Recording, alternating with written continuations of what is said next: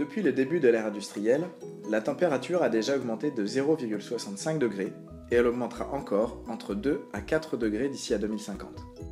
Ces changements rapides vont directement impacter l'ensemble des écosystèmes et des activités humaines, et en particulier l'agriculture. Le rythme et la période de croissance des cultures seront affectés par les changements de température, par une modification de l'abondance et du régime des pluies, ainsi que par le déplacement de parasites et de maladies vers de nouvelles zones. Globalement, le rendement des cultures devrait diminuer.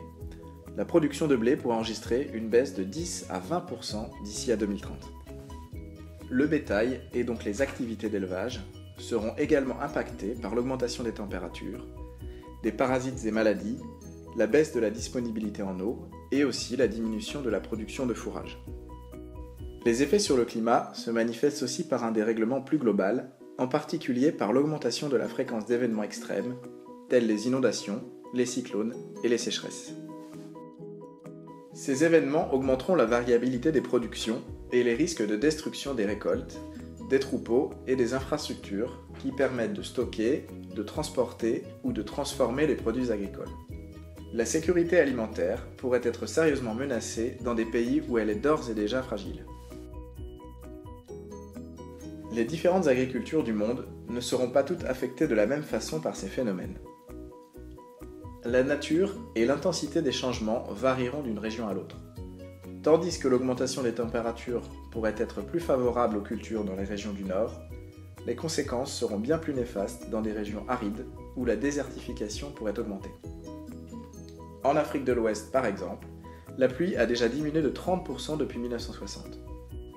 La surface des terres arides devrait ainsi augmenter de 6% d'ici 2080. Enfin, les agricultures du monde sont plus ou moins impactées par le changement climatique. Celles disposant de peu de ressources en eau ou ayant des sols déjà dégradés subiront de plein fouet ces effets.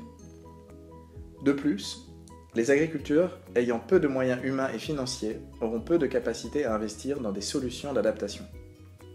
Ce pourrait être le cas dans de nombreuses régions tropicales du monde, comme dans certaines zones du continent africain.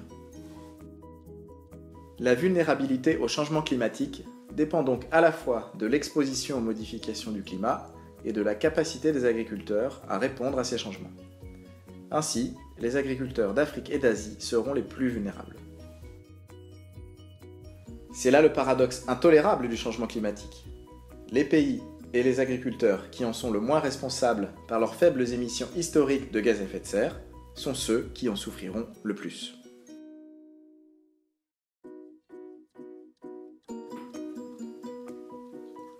L'association AVSF, Agronomes et Vétérinaires sans frontières, s'engage aux côtés des familles paysannes des pays du Sud pour les appuyer dans le développement de pratiques agroécologiques, pour que les hommes et les femmes vivent de la terre durablement.